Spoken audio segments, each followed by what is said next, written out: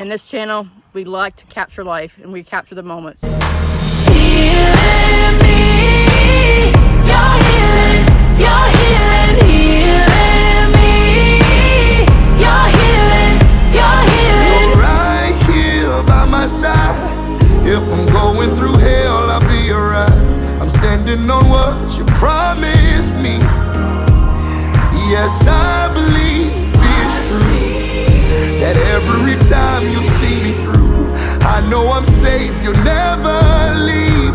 Ooh, oh, oh. Imagine a world with no adults. Just 40 kids with a chance to build their own society. Our work is cut out for us. Welcome to Kid Nation. No one here knows how to cook. I'm a beauty queen. I don't do dishes. The only show where kids will do things all on their own. A TV event unlike anything you've ever seen. It's dusty. We're dirty. I'm just gonna have to keep pushing. We can do it. This is our world. Kid Nation, coming this fall to CBS. All right, welcome back to Capture the Moment. My guest today is my cousin Cody. Hi. Cody Mendenhall. Hello. So, by the title of this video, you can see that it is about reality TV. Well, I guess the lack thereof, the reality part of it. But back in 2008, Cody was on a reality TV show called Kid Nation. Yes. And it aired on, I believe... It was CBS. It aired on September 19th of 2007. Wow. And the final episode was December 12th of the same year. Well, and at that point, I wasn't associated with it anymore. Right. So, before we get in, and this was produced and made in Bonanza City, New Mexico, correct? Yes. Okay. So, before we get into the actual show and what all went down with the show and everything while you were on the show, how did this opportunity come about? Okay, I was actually kind of hoping you was going to ask about that. I don't remember if you know the story, but... And by the way, this isn't coffee, this is pop. Yeah, crisp, clean Dr. Pepper. Yeah. Hold on, I'm going to get mine too. Okay. No, but what happened is my dad was actually... I can never remember how he actually got associated with it, but he tried out for Survivor. Yeah, I remember that. And what happened is they had to write down like a basis on like, I think it was like how many kids they had, what type of jobs they had, things like that. And when my dad went to actually do the audition, this, mind you, my dad's changed now, but my dad used to drink a little bit of alcohol. He may have drank a little bit. But what happened is the lady told them that they had like 3 minutes to show the people the talent show that was out there, give them something to remember you by. My dad was nervous, and they said they had these 1 liter like Bud Lights, like giant beers. I think Mom, I don't know the exact details, but I think he drank 3. I'm pretty sure he drank 3, though. All I know is when he went on stage, he was drunk. Like, he was plastered. And when he went on out stage, he blabbered on, he picked his nose, and then went back. And apparently what happened is my mom was, like, cussing and screaming up a storm, "We drove 9 hours for you to pick your nose!" I do remember hearing that part of the story. I definitely remember that part. Yeah, she was ticked. So they went back home. They said they'd get a hold of them, and they never got a hold of them for Survivor, but they called them and was like, "Hey, we saw on your the application that they did that they had a 9-year-old son at the time." They was like, "Well, yeah." And they was like, "Well, we're doing another reality TV show. We liked him. We'd like to see if your kid would be interested in doing it." Mm-hmm. Now, I cannot remember where we flew out initially, but if I remember right, I did 3 separate, I'm trying to think of the best word, like interviews. Like auditions, in a sense? Yeah, pretty much it was auditions. And went to the first one, they really liked me, and then we went to another one, and then I think the last one is the one that we did over actually at CBS Studios when I saw the Hollywood sign when we went there. Yeah. But it was a 3-step process, I remember that much. So everything went really good. They really liked me. Went to the final one. It was really weird because the other ones were kind of, they just took us in a room. There was people sitting in like folding chairs. They had notes and they was talking to me. But when I went to the one there, it was a boardroom, and there was literally a gigantic table sitting in the front, and there was like 3 people at the end, and then I was in there by myself just talking to them. And I don't remember the exact questions they asked me, but it was just basic stuff that I like to do, my thoughts on this, my thoughts on that.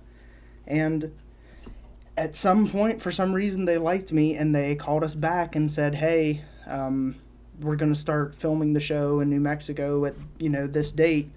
You'll be staying at a hotel for a couple days, and then we'll be shipping you on a bus out of there. So, Yeah. it was all because my dad got drunk and picked his nose that I was on Kid Nation. Honestly, and that's, to me, like, even now, like, even with your dad and your mom had changed so much since that time, it's still, like, it honestly is one of my favorite stories to hear about how you got this role in general, is because it's one of those, such an uncanny story of how a kid gets a shot at, this TV show is because, his dad was drunk and picked his nose, and, that's how it came about. But, so the synopsis of this reality show is basically, there's 40 kids, their ages range from 8 to 15, and they spend 40 days without parents in Bonanza City. And it's basically a ghost town. And you tried to create a community. Yes. Essentially. Like, you try to build up your own community from like a government, city council, stuff like that. Yeah. Cook your own food. You haul your own water. I got so many stories about that Yep. when that comes up. You gotta clean your own outhouses and run your own businesses. Yes. And you have 4 peers that are elected as like your city council.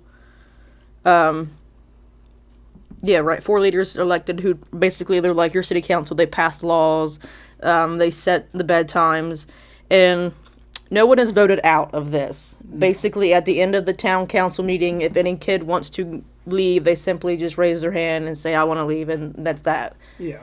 And then they talk to them, and, in my case, they tried to convince us to stay, and then obviously if you don't want to, they let you go.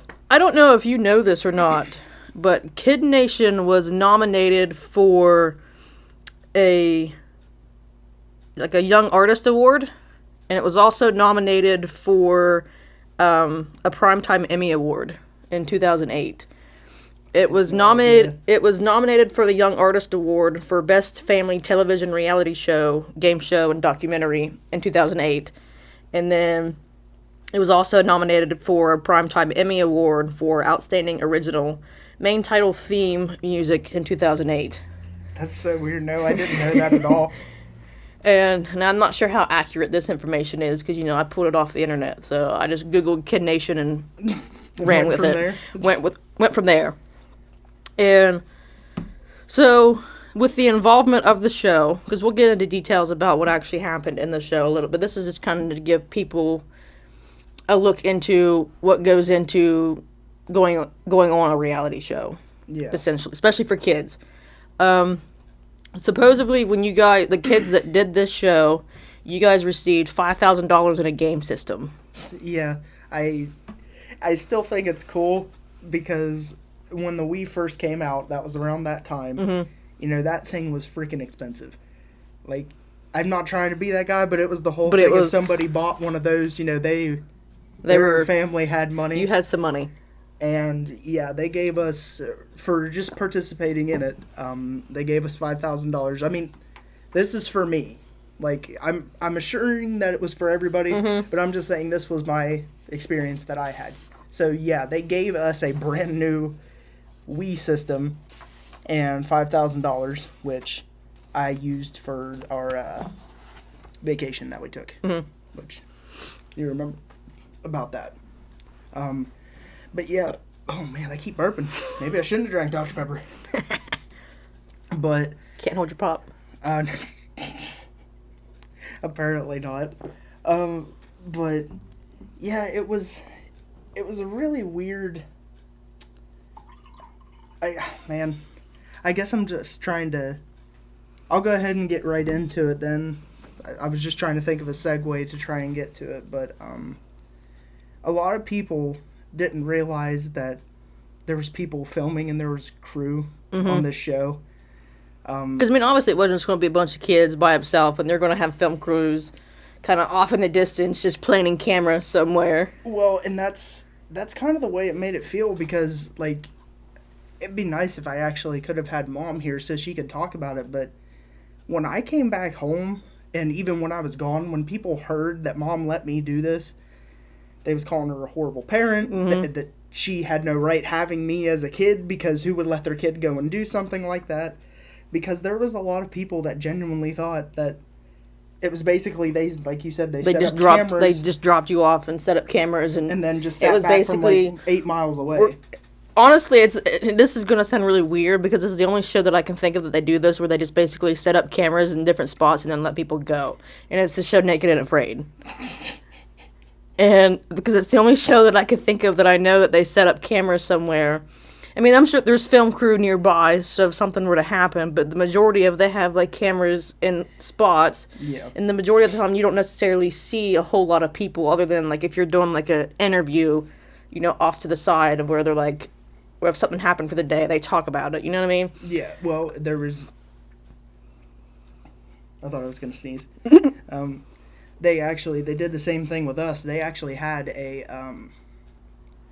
it was maybe like a mile away from the actual Bonanza City. Mm-hmm. It was another little community setup building, and they took us in there, like, 4 kids at a time, and did the interviews where, you know, you'd see us doing a challenge, and all of a sudden it would cut to us sitting on a hay bale. Yeah. And we're talking. Which, we actually have a clip of one of the interviews that you had done, and it was getting to know the character. Oh God, I think I know what this is. So we're gonna show that real quick. I'm surviving here, but I'm not, you know, the kind of person who likes to be away from home.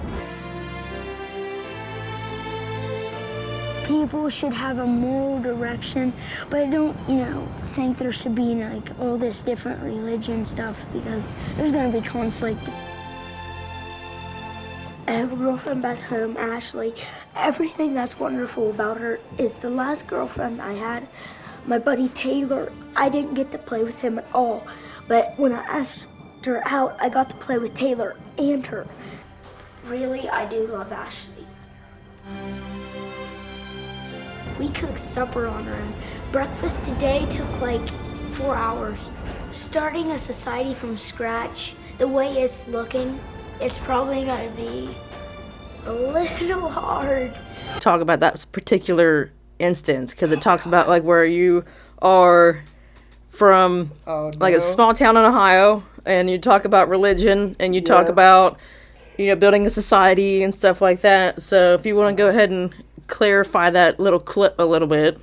Okay, so first off, like, I have to get this out of the way. I know this is kind of going to go on a tangent, but we needed to talk about this eventually, because this is the first time I've been able to, like, speak about this. I spoke about it when I came home, but this is a good example of reality television not being reality television. So one of the big things that happened during the show is who I was dating at the time gave me a note. I didn't take a family portrait, anything with me, because Dad told me that was a horrible idea to do. He said, if you took that with you, he said, you're constantly going to be thinking about us, and that is going to make you want to go home. Right. So I didn't take anything like that with me. Well, she gave me a note, and she gave me her picture, and it was just an encouragement thing from her and her mom. And there was a day that I was just feeling a little bit homesick, and I was reading it, and I got a little upset. And mind you, there's film crews on us 24/7. And literally, they was poking and prodding at me, trying to get me to cry harder and to get more upset. Because, see, like, I remember that part of that show, because it was the same episode that I think it was the same episode either right before or the episode that you left in. Because you left, like, day 3. Yeah, it was very early. And, because I remember that, because it was one of those, they made it look like you were crying and wanting to leave because of your girlfriend, when in reality it was because you missed your brother. So, But they twisted that part. yeah, well, man, there's so many things that I want to talk about now that we're actually talking about this. But yeah, that's exactly what happened. See, the film crew was literally, what they was doing is, since I was already upset and I was reading that note, they was literally hovering over top of me going like, oh, well, do you miss your mom? Do you want to go home? Like, that's the way they They would were talk. trying to They get were you- trying to get me to Yeah. cry. They were trying to make me upset because it's not reality television. There's still people behind the camera wanting things to happen. Yeah. And they saw a giant opportunity there for, You know, drama. and you were 9 at the time, right? Yeah. Here I am in a strange place, and here's random people in film crews with Poking cameras in and my face, wanting to get me to cry and get upset, and of course I'm getting upset. And I don't know if you remember this or not, but I remember seeing it. I don't know if anybody has heard of the TV show Tosh.0. Yeah. I'm pretty sure he had a clip where he like made fun of you Yes, it is for that It for is that purpose. the 'cause- greatest thing ever. I love that at that time. Like, when I was little, it ticked me off. Like, I'm not going to lie about that whatsoever, but that's because... I'll have to go and see if I can find that clip and put it in here. If you can, because I want to see that. I think that's Yeah. hilarious that at the time I was technically on that show because he was making fun of me. Yeah, because I think on the show he showed like a clip of that part where you're crying and it's where you're talking, because the name of the girl that you were with at the time was like she's just so special and all this other stuff, and he was like running with it, and like I felt so bad for you because I was like, when you got home and knowing what had actually happened and what like the reason that you actually left compared to what they made it seem like on TV. But it was just, of course, now that I'm older and I think about it, I'm like, you've made it whenever he makes fun of you. Well, see, that's kind of the way that I am. But you've heard me talk about this multiple times that if I make fun of myself, no one else can make fun of me. Right. My opinion on that stuff has completely changed, and I mean that's when JonTron, I don't know if you know his YouTube channel. It sounds familiar. He uploaded a video on Kid Nation, and he brought was it Timmy? It was the kid that was in the groom group. That was the youngest kid that was there that left like the first day. I can't remember his name. I think Jimmy, because he left on day 4. Okay, so I would have left after him then. Well, technically, you would have left before him because I think you left day 3. No, he left. He was the first one of us to leave. Oh, you left day 13. Yes. Day 13. What was I thinking day 3 for? Well, because I was gonna say There's I a was 3 in I there. was Maybe there that's why. for like over. Well, because I know you were there for a few episodes. So, but either way, he got brought on there, and he was talking about the show, and he was making fun of him, but they was also just making fun of the show. And I told Greg, I was like, dude, obviously with you, I was willing to do this because you're my cousin, and I actually trusted you. I knew you wasn't gonna try to swindle me. I don't know what I would swindle you with anyways, but... Well, I know that, but I was, asking me the stupid questions, if we're just going to put it that way. But he got put on there. He got put on that show. I told Greg, I was like, I would have loved to have been on there. I was like, if JonTron would have made fun of me, that would have been the greatest point of my life right there. I was like, I wouldn't have cared. But yeah, so they purposely, and I want to say this too, because I don't know who all is going to hear this. Right. There was a lot of people there that absolutely helped take care of me. Mm-hmm. Like, I want to preface that right now, that not everybody that was there was doing that kind of stuff. There was a lady that was in constant communication with Mom and Dad, especially when I was getting ready to leave. Mm-hmm. They was trying to get me to stay. Like, she was telling, if I remember right, she was telling the people that initially caused me to cry, like, don't bug him anymore, don't talk to him, don't go over there. They were trying to get me to stay. There was people there that absolutely was taking care of me. And when you had made the decision to leave, because on this show, at every town council meeting, they would select somebody who did a good job that day, or who was a hard worker, or did something above and beyond, or whatever, and they would give them a gold star. Yes. And if I'm correct, that gold star was worth $20,000. It was either $20,000 or $30,000. Okay. It was a lot of money. And it might have been 20 or 30. I just for some reason 20,000 is the one that keeps popping in my head. and it might be 20 or 30, I'm not sure, and it might be here somewhere. Yeah. It said 20,000 and 50,000 were awarded to select. And that might be, the 50,000 might have been like at the very end. Okay. Because I didn't watch it after you left, so. Yeah. I had But, friends.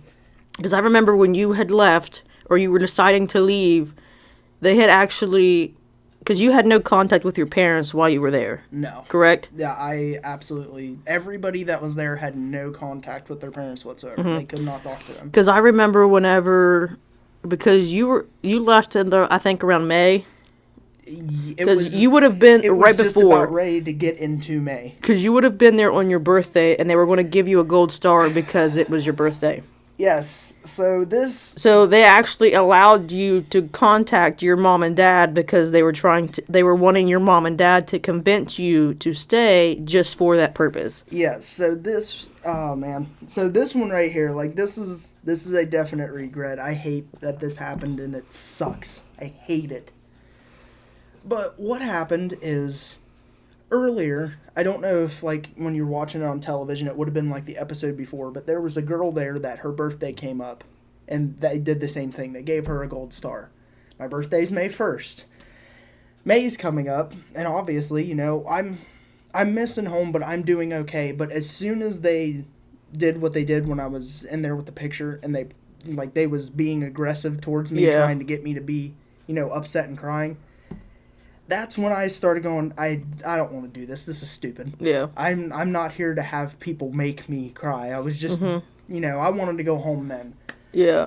But before you leave, even if it wasn't the gold star, before you leave, they will let you call your parents, and you'll talk with them, and basically, you know, does he want to stay? Does he not? That type of stuff. Kind of makes you want to make sure you're sure of whatever you decide. Yes.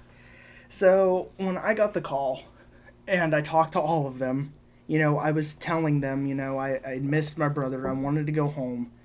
They had me talk to mom and dad, and like, it obviously when I'm a kid I didn't understand it at the time, but when they was talking to me, they was literally going like, Cody, you know, you really should try and stay. Yeah, because they had told your parents on the phone, they're like, listen, we need you to convince him to stay because he's going to get one of the gold stars because he's going to be here on his birthday, and they're going to do it. You can't tell him that he's going to get the gold star. Yes.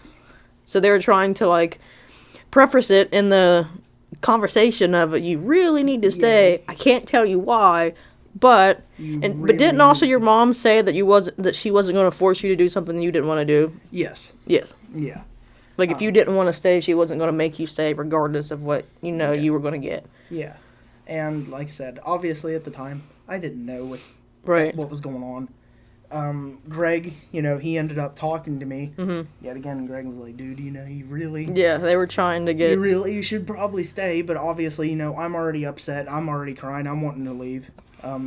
So, I hear about that when I get home. Right. Like, maybe a couple weeks later. I know they didn't tell me immediately. Right. But, yeah, they told me that the lady talked to him and was like, hey, we're giving him a gold star on his birthday. And it sucked. That's the one thing that I wish... So, looking back on it now, do you think it had been worth it to stay just to get that gold star?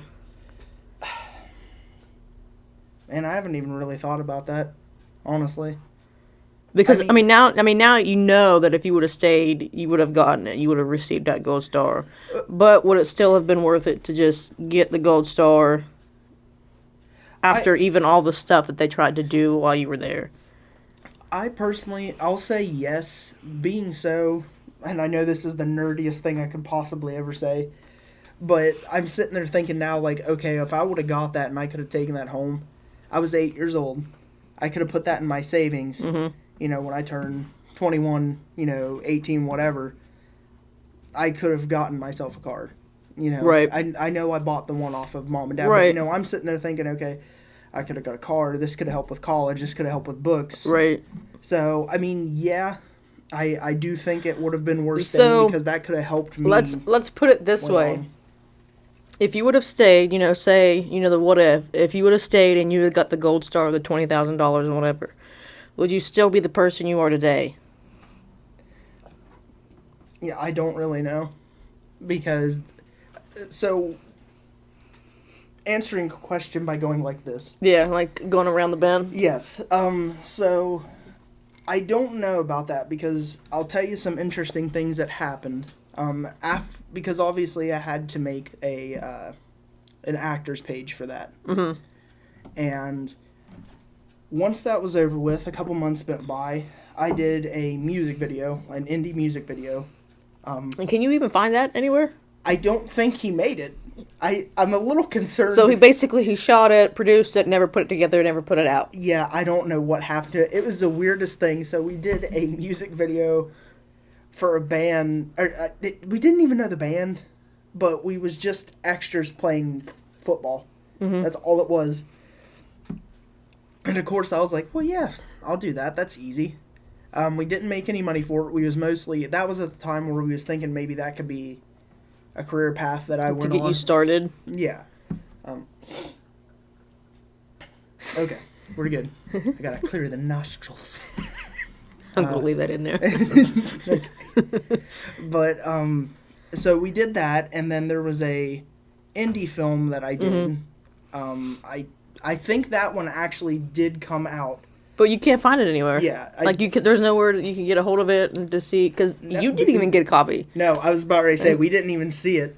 Because I remember, like, when you guys were talking about it after it had happened and everything, because your character on this indie film, you were supposed to be, like, picking on your sister in it, and you didn't know how. You're like, I don't want to be mean. Yeah. Because, like, that's not your nature, is to be, like mean towards somebody. And they're like, it's okay, you're just faking it, but we need you to do this, Yeah, so literally, the easiest, because he kept asking me, to, pick on her.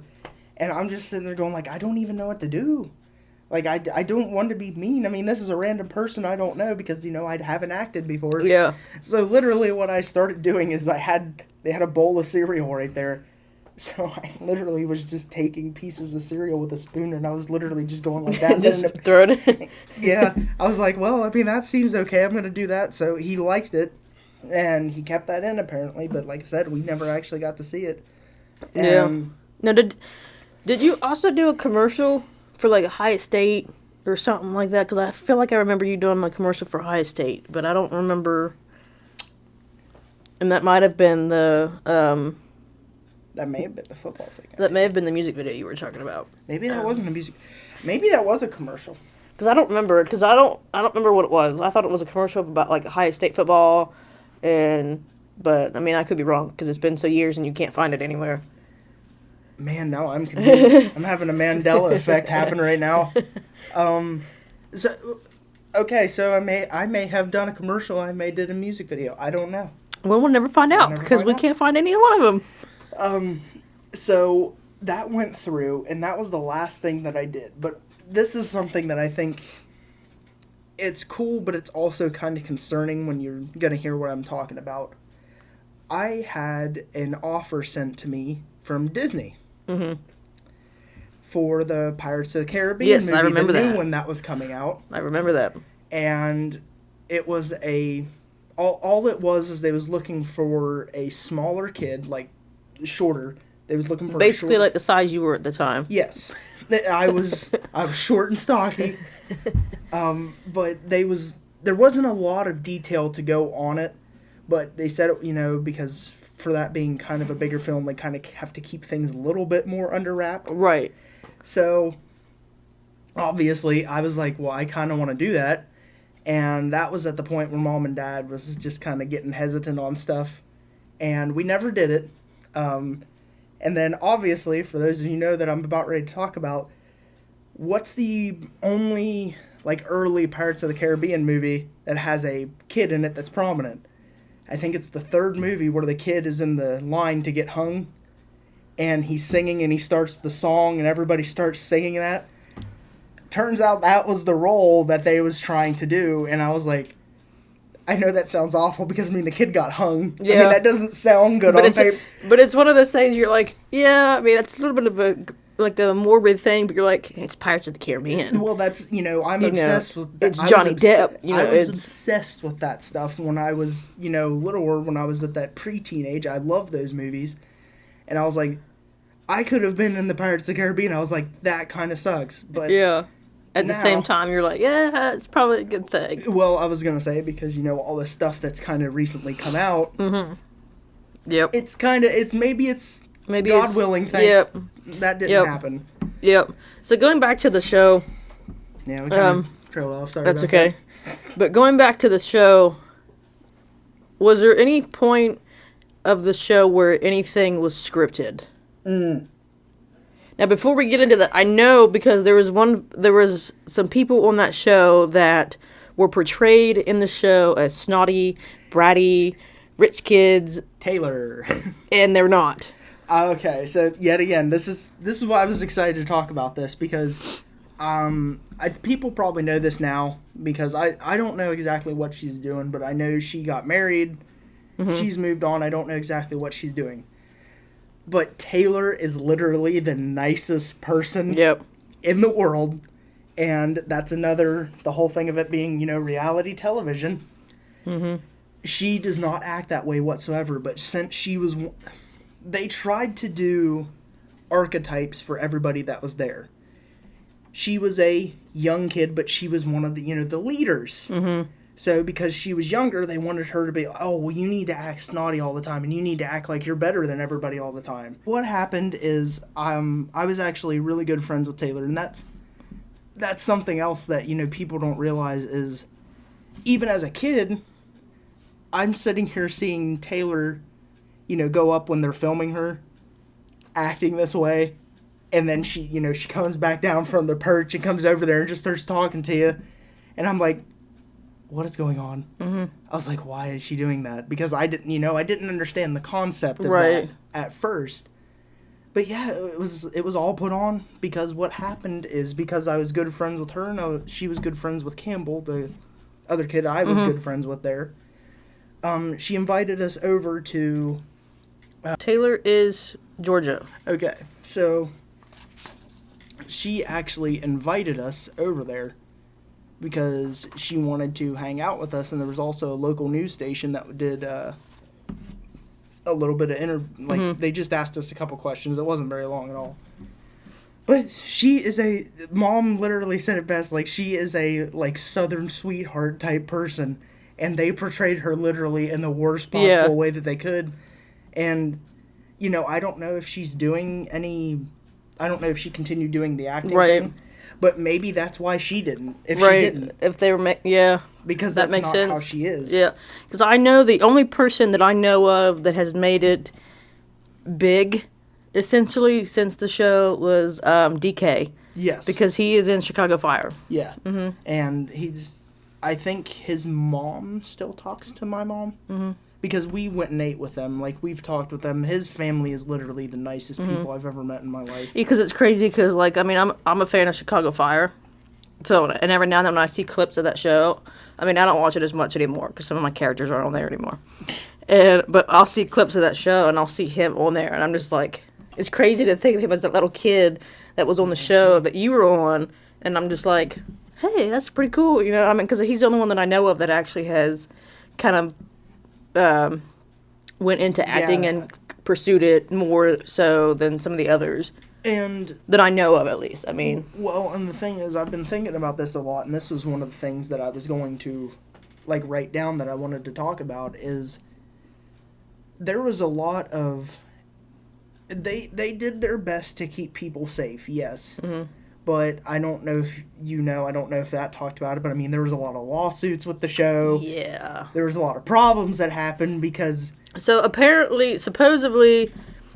Because on May 14th, 2008 was the last, or they officially canceled the series. Yeah. CBS canceled the series. Yeah, there was originally, they was going to keep doing the show. That was and the original plan. they said, and this was from, they were basically blame it on equal parts, bad press and poor execution or whatever. But they were also legal issues may have also played a part, according to the New York Times report. Families were not allowed to contact their children during production. Yeah. And then... some other stuff was, let me see, and this says in 2020, the series generated a renewed interest with mixed reviews as many YouTube members, because I know a lot of YouTube YouTubers have made videos about it. A couple of them have actually reached out to you at some point, a couple times, and asked you to do some stuff with them. Yeah.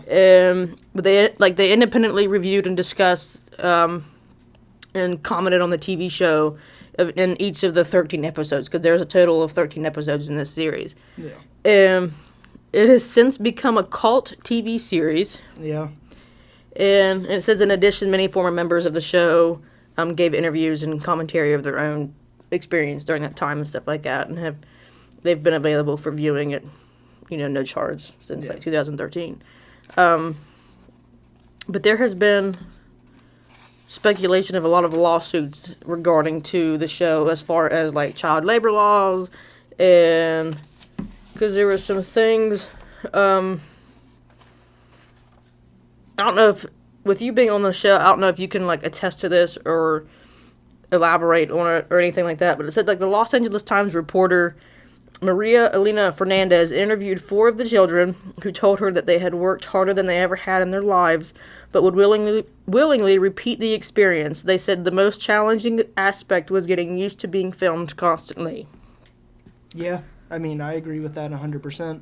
I mean, Would you repeat the experience? Yeah.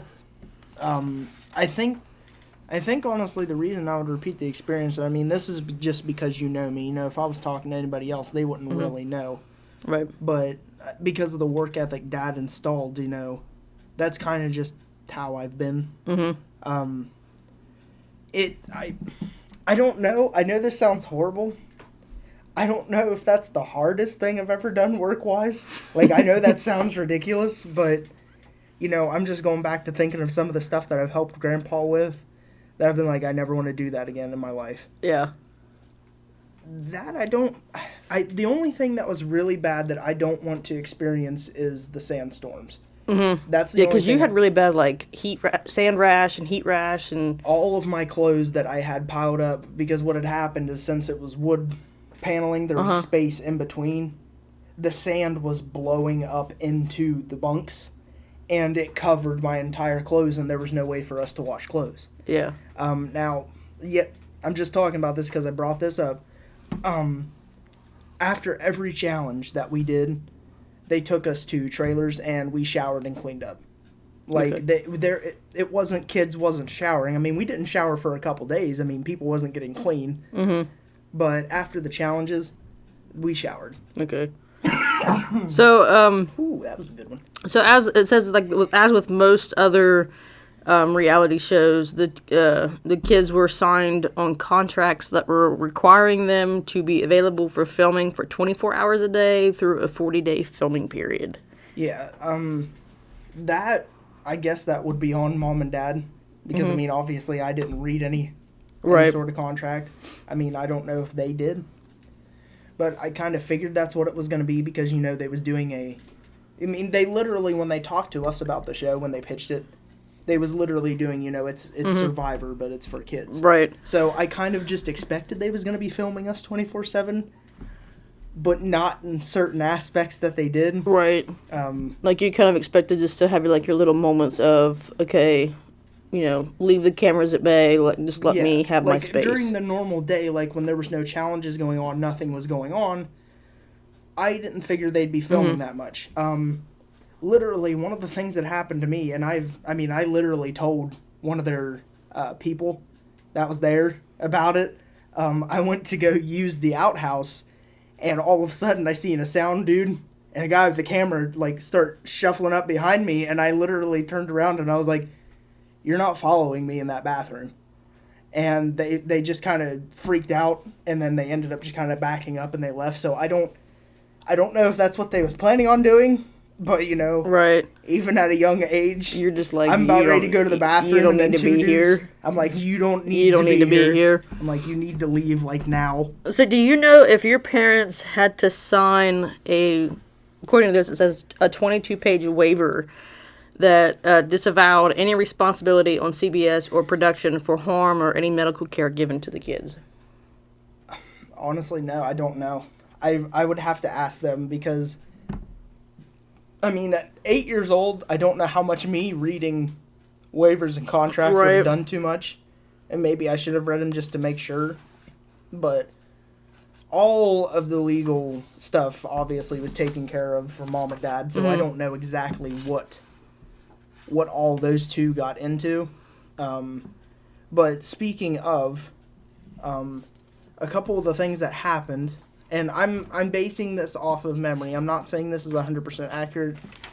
Obviously, if I looked it up, I could probably find it. But two of the big things that I remember happened is there was a lady trying to sue because her daughter on the show, I think, burnt her arm. Yes, I remember reading about that. Yeah, with scalding water. And the other thing was, this amazes me because I know this sounds awful, but there was a lot of the times when we made food, I did not eat it. Like, there was a lot of kids that just straight up did not eat the food. Because I think that was a lot of part of, like, where the child labor laws came into play was because of, now maybe, like, the 15-year-olds, they probably could fix maybe something, you know? I mean, I don't know. A lot of the times, I'm not meaning to interrupt you, but just to insert this real quick, there was a lot of the times, like, especially because the yellow group had the most, like, young kids in it. Yeah. There was a lot of times that when we was cooking, because, I mean, when I was there, I think we got cooks twice for the challenges. They had adults, and they had the older members of some of the other groups in there helping us cook. So, I think people realized, you know, like, their mom makes all their food for them. Maybe they don't need to be making us lunch and dinner. Right. So, because I know some of the challenges, because I remember reading about this too, that I think the city, when you guys, like, if you guys completed a challenge and you got to pick between that reward, whether it be another outhouse or a TV, and if I remember correctly, was the city council in charge of picking what prize you got, or how did that go about? Who decided who picked? Because I know there was a lot of, like, I don't know if you can consider it, like, arguments over, because there was some people that would pick a TV over a second outhouse, and it would make people mad, and, you know, make it seem like they're not taking it as serious. Yeah. In a sense. Or, like, depriving the kid of something. I have to go back and watch, because this is just my memory.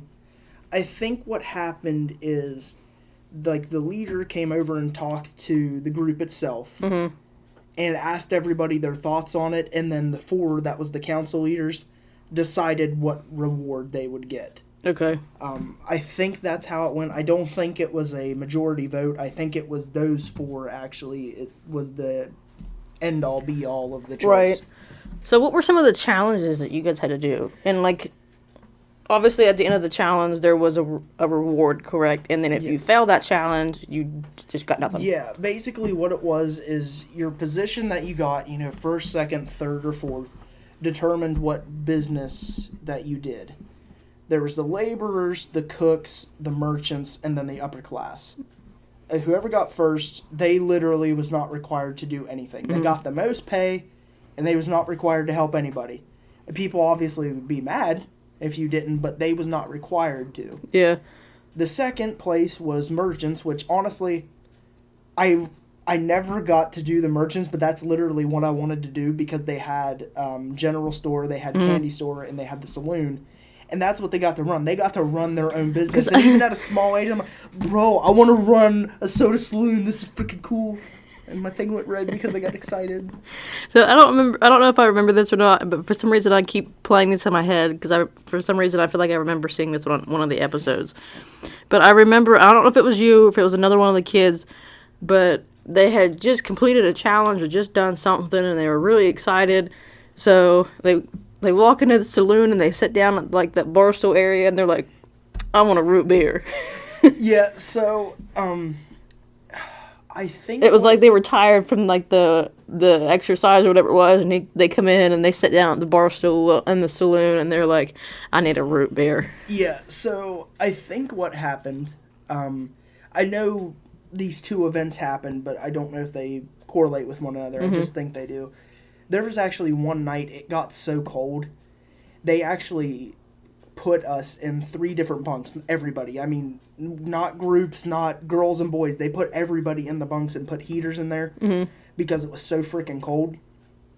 And I think once that cold streak, because I think it was 2 days that we did that, once that was over with, I think that's when everybody went to the saloon to celebrate. I'm pretty sure, but everybody was in there. I mean, they was taking shot glasses, dropping them in. They was drinking all kinds of different pops and vanilla extract and all that. I think that's what that was about. Because for some reason I keep picturing it in my head. Like, I remember this kid just walking into the saloon, and he was like, he'd had a rough day or something, and he was like, man, I need a root beer. I mean, it may have been, what was his name, Jared? Maybe. He was the It one with almost- the cowboy hat, that black hair. Yeah, it almost sounded like it was him, or it honestly, I wouldn't put it past Jimmy to do it either. It may have been Yeah, him, too. but I don't remember who it was. I just remember it because I can keep replaying it in my mind when I think about the show, him walking in there, or whoever it was. I'm not sure if it was one of the guys or one of the girls, but I remember they walked into the saloon because they had just either survived that cold storm or maybe been after a sandstorm or something, or a challenge that wore them out, and they come in there and they're like, man, I had a rough day. I need a root beer. They put their change down on the bar and was just like, yeah. So, you asked me earlier about the challenges, and this is the reason I wanted to talk about this, because I feel like everything that we're going to be talking about, one way or the other, can lead into the aspect of, reality television. Mm-hmm. So, there was 2 specific spots, and this happened when I was watching it, like when we aired it. 2 specific spots.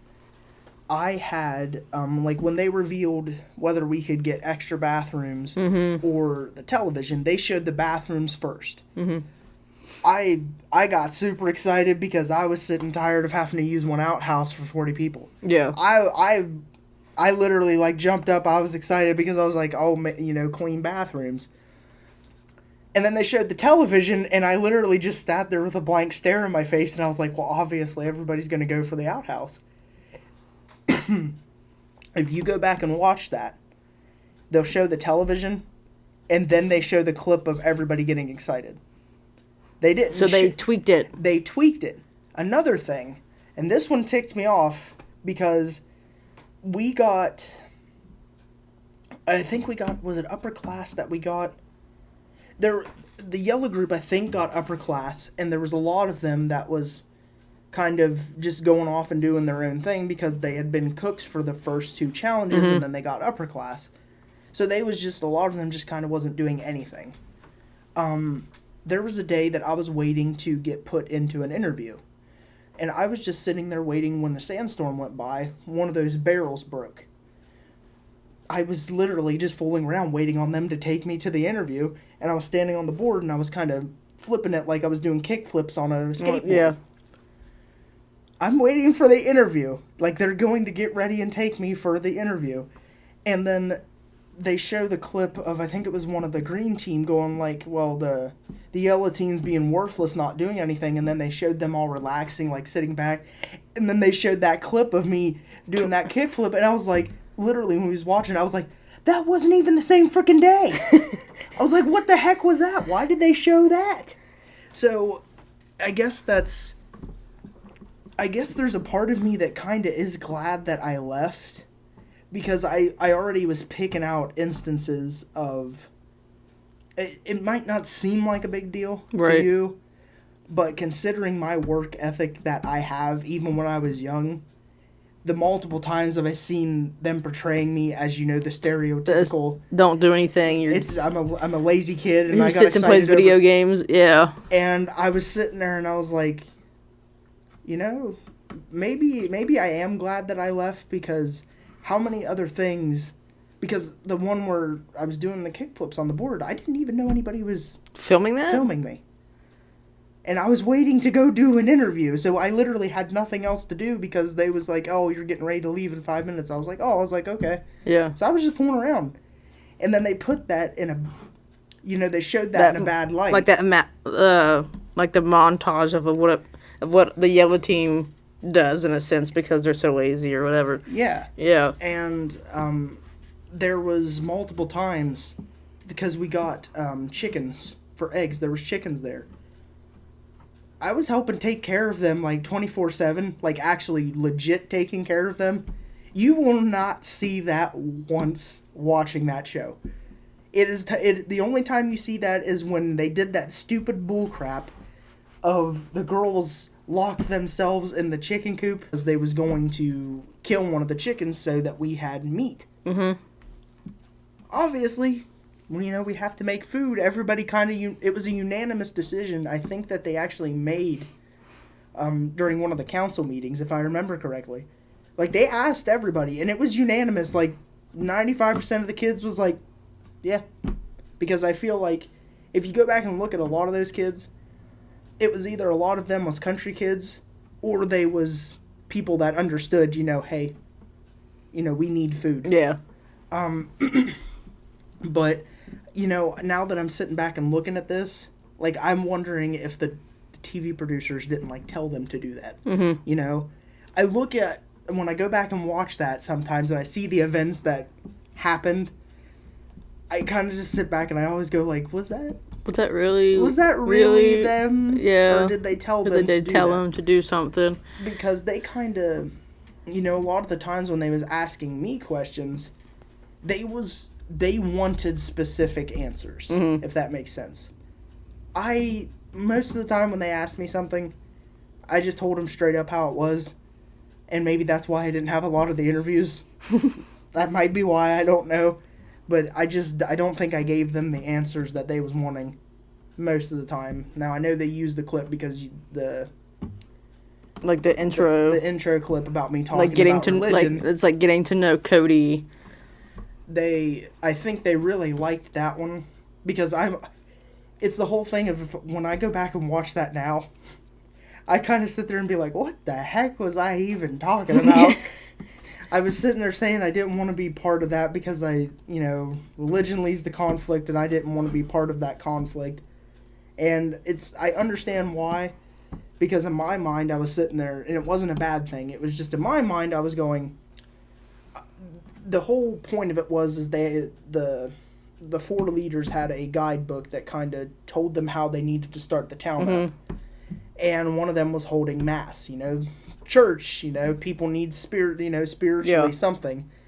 And I'm going, we have people that are, Asian, we have people that are from, Buddhist type.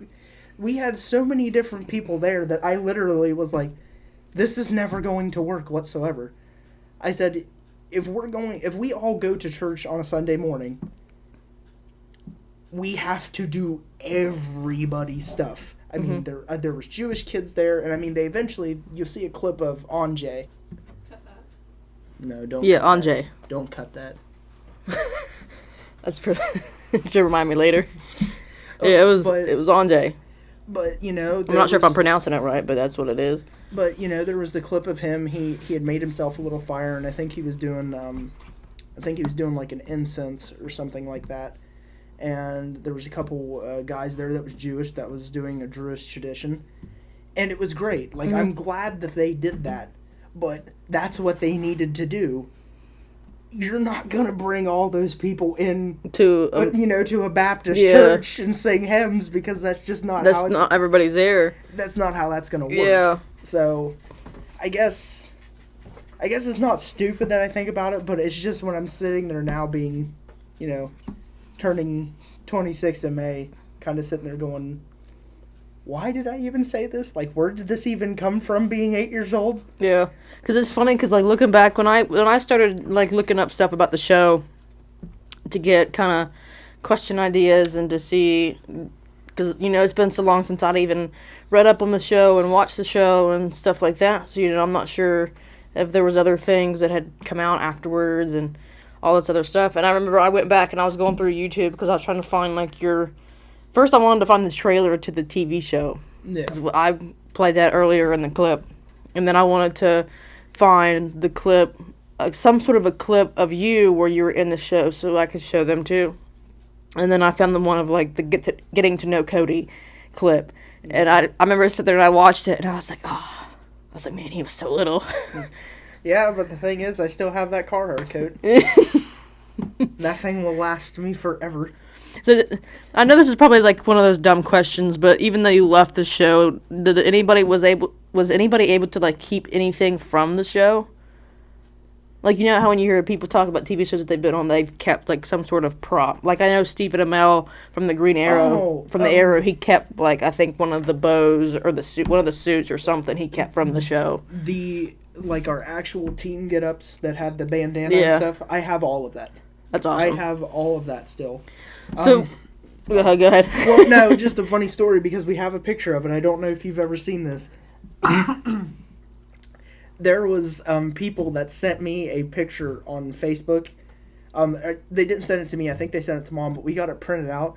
They actually dressed up as people from Kid Nation for Halloween. I don't know if you've ever actually seen that I don't know if I've seen it picture. or not, but if you can find it in the next couple of days, send it to me and I can put it in here. Okay, because I still think that's funny because he's the one guy dressed up like me, and if I can't remember if he had a Carhartt coat on or not, but even like Zed and Brandon, that when they mention Kid Nation, they make fun of me. They bring up my Carhartt coat all the time. It's like your signature. That's what I was about to say. Apparently, my signature being on that show was a my Carhartt Carhartt coat. So, no. Talking like how you got the picture with people dressing up like you and stuff like that. When you got back from that show, I know you had an experience at the Grand Central Mall that kind of not necessarily spooked you, but was like, okay, I don't like any part of this fame stuff. Because I think there was a bunch of kids that come up to you and wanted your autograph, and it kind of and it freaked you out a little bit because you hadn't had that type of experience before. Well, I was about ready to say, like, it wasn't traumatizing. Like, I don't want that to come No, off like this way, it was. but that was, it wasn't something that you were used to. yeah, and like that's it the thing. caught Like, you off guard. I pushed that memory out because I completely forgot about that. Because normally, like, I'll tell you straight up, how I was talking to you about this earlier. When the show started airing in different countries, people wasn't asking for autographs, but I started getting a bunch of friend requests from, people from Asia, people from Thailand, all over the place. But no one really, when the show aired, like, no one was like, oh, hey, are you Cody from Kid Nation? But I did have, at the mall, there was, like, 3 kids that came up to me that, like, ran up to me, and, I'm kind of... I mean, because you were still a kid at the time, anyways. Because I mean, you were with your mom, but I remember hearing about that because it kind of, like you said, it wasn't necessarily traumatizing. It was just something that you weren't used to. I did not having. Like it. And it may be just because I'm more. I'm more reserved of a person. Well, that and you're like you keep to your own personal self. Like you don't like put everything out there. I'm in the mall with my mom. I don't want people running up to me. Right.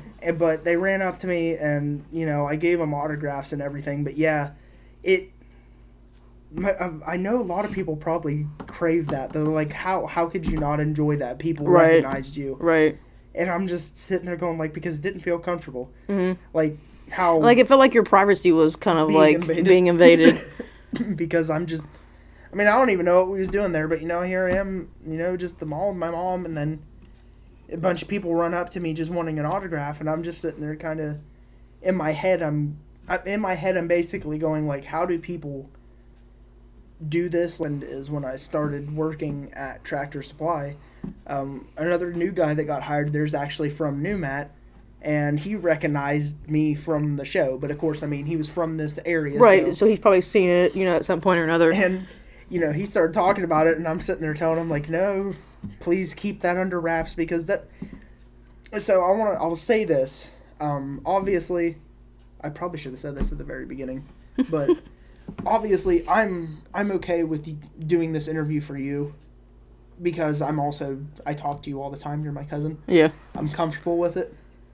But a lot of people don't know that maybe when I reached maybe 14, I had completely cut this experience completely out. Mm-hmm. I did not want anything to do with this. I didn't want people talking to me about it because I straight up the whole thing of crying on national television, when people saw that and, the Tosh.0 thing happened.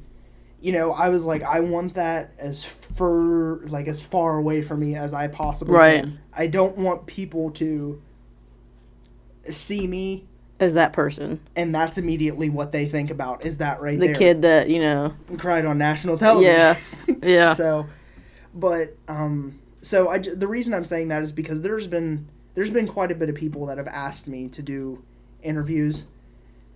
The reason I don't want to do them is because this is not part of my life really anymore. Well, and I think it's partly because, like, you know that I won't take anything that you say and twist it. Yeah. And if you do, I will come hunt you down. I mean, you know where I live, so, I mean, we go to church together, so. I would never do that. Maybe. But, yeah, so, it was just, there wasn't a lot of people that recognized me when I first came back, or when the show started airing, I mean. I did have a lot of people, I thought this was funny. Because I'm going to say him by name because he's still my friend. I don't think Lane Curtis and his family, I don't think they necessarily believed I did what I did. Yeah. Because, they couldn't tell them detail. Detail, yeah. But obviously, I'm going to be... You're going to be gone from school for like 40 days, like 2 months or something like that, you know. But you can't... It's basically and essentially like, okay, the producers tell your parents that, hey, he's going to need to be pulled from school for about 2 months.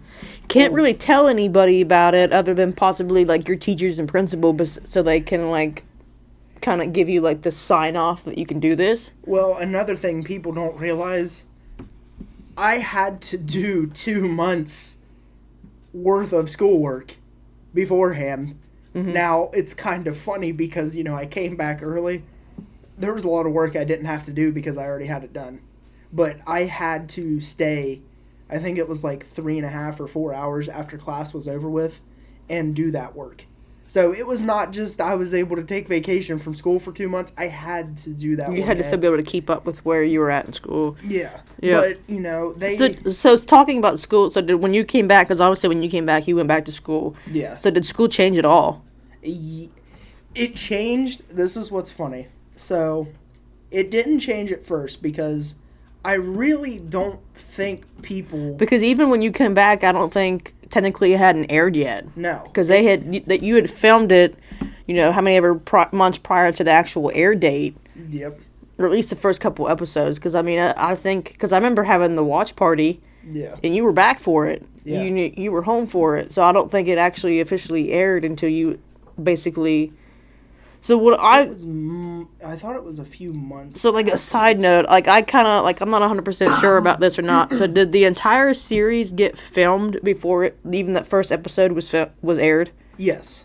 So, they filmed everything before it was aired? Yes. Everything was already completed and done before the series actually aired. So, basically, none of the episodes were live episodes. They were all pre-recorded? Yeah, they was all pre-recorded. But when I went back to school...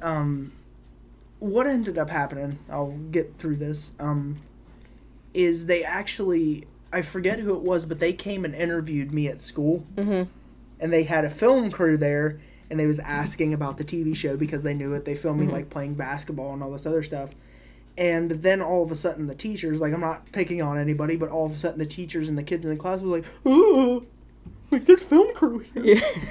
So is that bad? Should I do that? I shouldn't do that, should I? But I think that's when people finally realized they was like, oh, he actually did go do something. Yeah. And then we had the watch party, Lane and his family was there. Like I said, I don't think they actually believed that's what I went Until they actually saw it. Until they actually saw it. Yeah. Because I remember having the watch party at your mom's house, and it was, like, the very first episode, and, it was, like, a big party. Like, I mean, she went all out. Like, your cake had, like, your face on it with Kid Nation. I'm pretty sure the same picture that I used for the thumbnail was the picture that she put on the cake. I assure you it is, because it's the one where I have, like, that black shirt and it's got, like, a blue collar on it or something. I don't know. I think, because I'm not sure I just remember from the picture I could see, like, that one little collar part of the shirt, and you had, like, your spiky hair. So was it like when we had the watch party, because I remember your mom, like, going all out for it with the cake, with the food, and having decorations, and we had, like, a set time that we needed to be there so we could watch it and everything. I mean, it was honestly, it was really fun to, like, go to. Be like, oh, yeah, because you were probably like 8 or 9 at the time, so I probably would have been like 11 or 12, 13 maybe early teens. And so I remember I kept telling, like, it was funny, I kept telling my friends whenever, they're like, what do you, I think it was like on a Saturday, I was gonna say Saturday, it was on a or weekend. it was on a weekend or something like that. Yeah. And I kept thinking, and they were like, oh, what are you going to do this weekend? And I kept telling all my friends, like, oh, I'm going to go to a watch party. Like, my cousin just come back from filming this TV show. I'm going to go do this. And I remember when I was in high school, I was actually going to do my senior project on what it's like to be on a reality TV show. Oh, that would have been cool. And, because I was like, oh, I can bring in my cousin, because I had to bring, like, a visual into... You're just gonna bring me. I was going to bring the kid that was on there. And because I had talked to you about doing it, and I forget because I think you would have had to leave school to be able to come do it, and I think that's why we didn't go about doing it, whatever, and I ended up doing it on cakes. But I was good because I had it all planned out, like, you know, like having you come in and talk about like your experience on a reality TV show and what it replaced by cake. That's just what it really sad. hey. But I think that watch party also, I think that was really because Mom had a lot of people that was like doubting her As a Like, parent. yeah. And I think she was just kind of wanting that tangible thing of Well, 'cause going, there was a lot he of- was okay, this is what he did. Yeah, like this was his decision. Like I didn't force him to do anything. Mom actually tried to get me to not go. Yeah. Like, especially when we was going to be going to Hollywood. Yeah. She did not want me to go whatsoever. And I told her that I wanted to go because I wanted the experience. Mhm.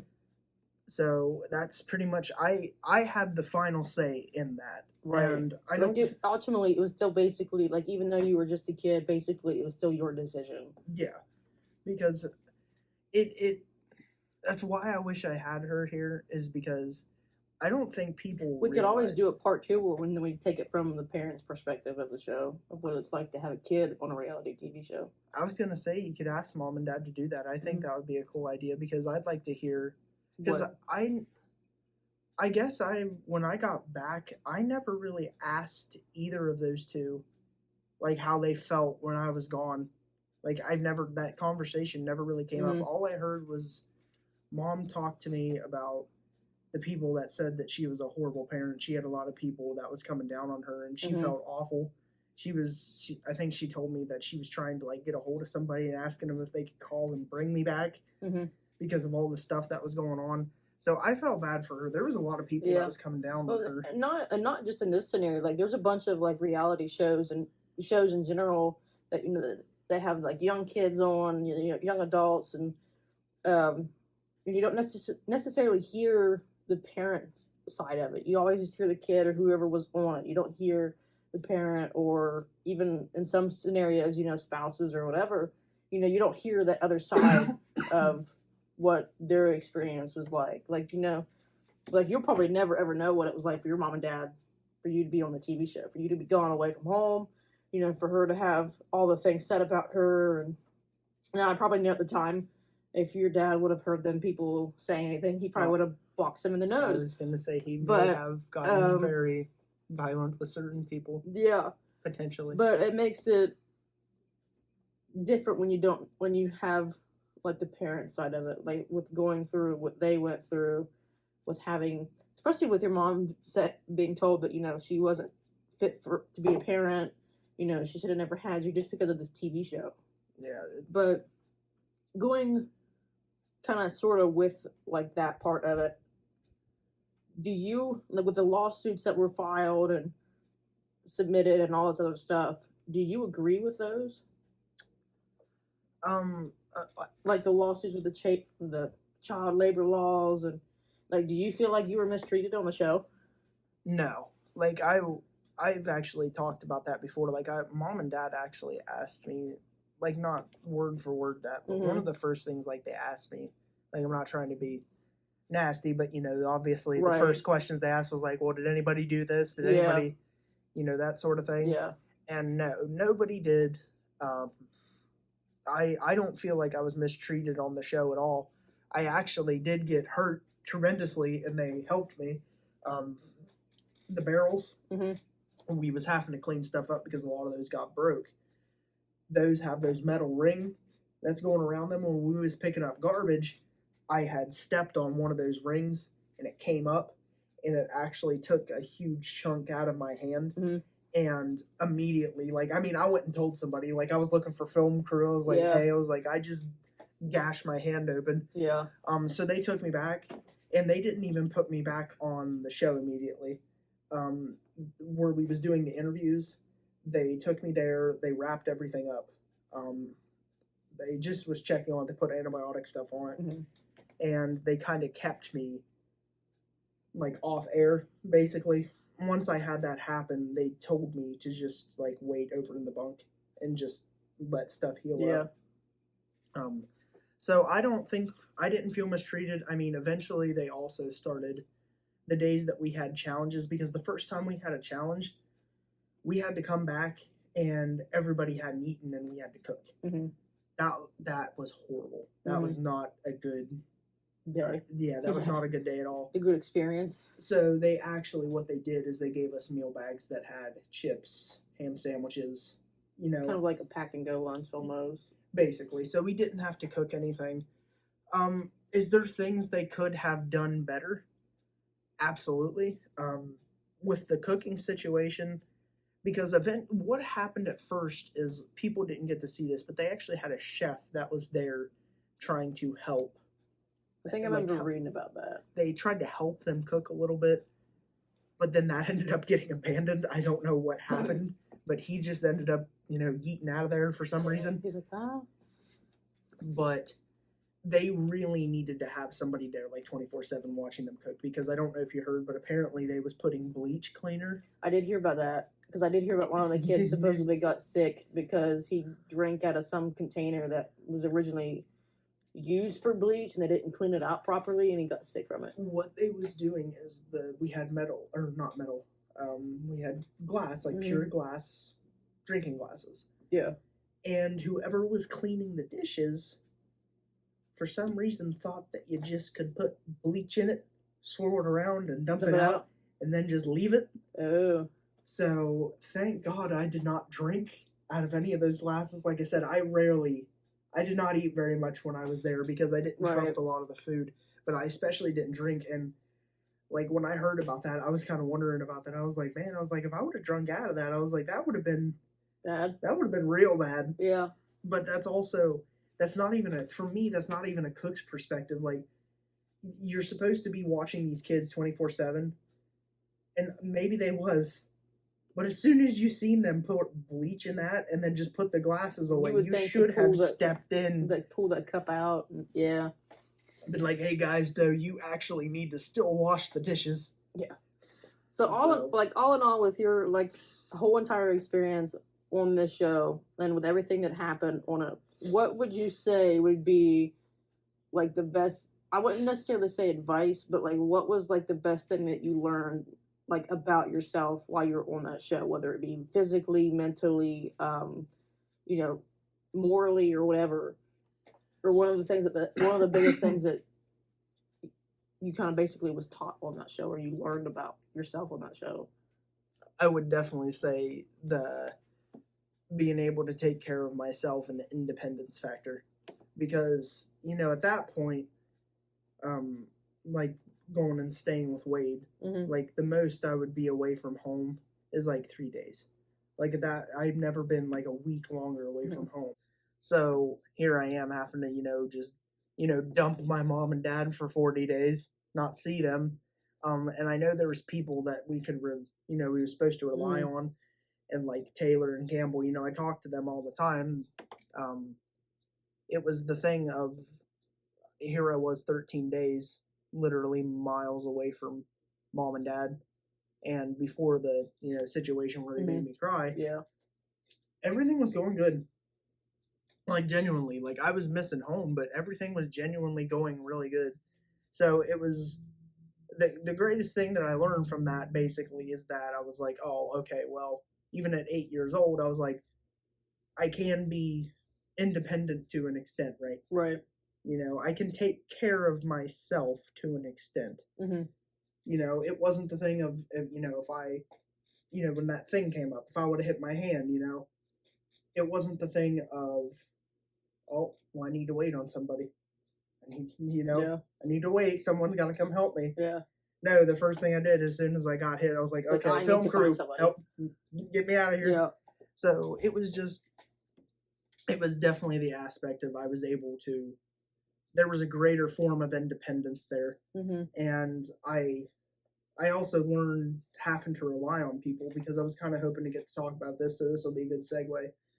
There was an older kid there, Greg. Mm-hmm. I think he was the oldest one there, wasn't Yes. he? Yeah. And he was another one. He really needed to be he fought with the guy with the glasses that was one of the leads. Oh, I can't remember his name, but he fought with him all the time. And it was the whole thing of because Greg wasn't the oldest one there, he had a lot more life experience on than everybody else. And the thing is, even though he was in a separate team, I always thought this was funny because his name was Greg, but he helped me out a lot. He big brothered me tremendously.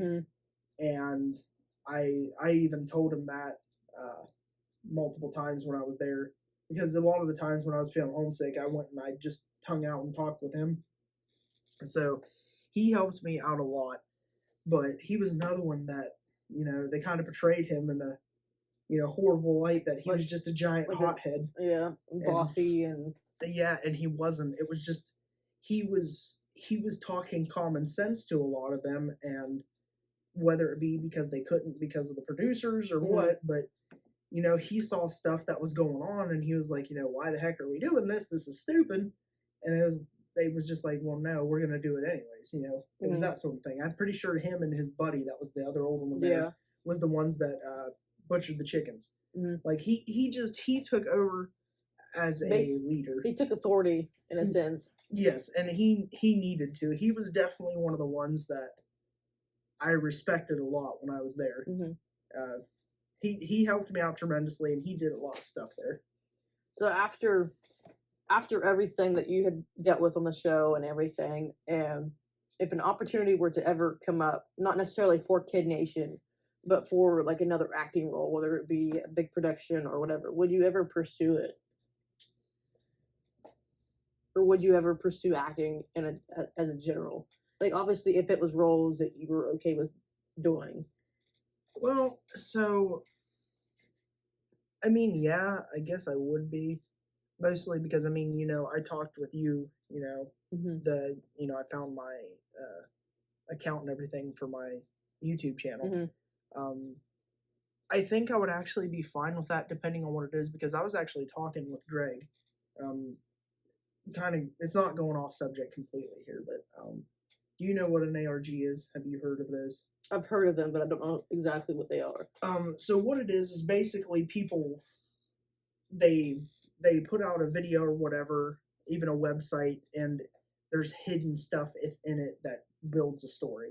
It's an interactive puzzle is the best way I can describe that to somebody who's never seen that. And I actually have a whole notebook like written down of an ARG that I was wanting to do with YouTube. I've wrote down short film stuff that I've wanted to do. I think I would still be willing to do acting depending on what it is, but I don't know if I would ever want to go do that on a big scale, especially nowadays.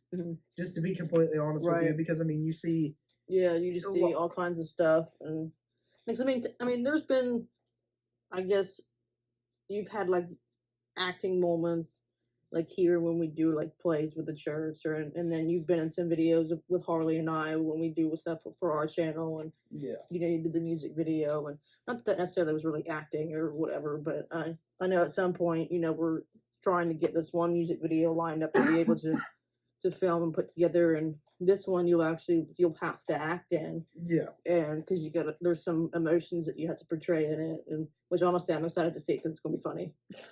And I know like the scene and the scenario isn't going to be necessarily funny, but like to watch me do pretend to be this and pretend to do this, it's going to be hilarious. Yeah. Well, it's the whole thing of I do genuinely like acting to an extent. And you're good at it. Well, I mean, since we're going to be talking about, I mean, what's the thing that I'm trying to do currently? Right. Wrestling. physicality is, a main part of that. But what's the other 50% of that? Promos, talking, gimmicks, getting the crowd riled Yeah. up, proving that you're a heel, tell Mhm. everybody they suck because of what state Yeah. they're from. Yeah. But, I feel like that's always been a part because, I know you said I'm good at it. I don't know if it's necessarily that. It's just something that I'm comfortable with doing. Mhm. Because, I'm the type of person, honestly. Because you portray the emotions in it very well. Because I know, like, a lot of because I remember one in particular when we did a play for the church, and you played as one of the guards that was supposedly like beating Jesus in a sense. It was me and Tyler. Yeah. We was taking And like Jesus you to the cross. you played as and then you also played as the guards of the tomb. Yeah. And when I would go back and watch that video and stuff, like you portrayed like the part so well, like your emotions and everything that were in it was like on point. And like you would even do like the little like the ad lib stuff with that wasn't necessarily scripted. You would just smack him or whatever, or act like you were going to hit him, and it was just well, and that's what I'm saying. One of the things that I've comfortable with, and I guess that's also kind of why I wouldn't want to do anything on a large scale, right. Because I feel like if you look at some of the most my nose is getting stuffed. Sly.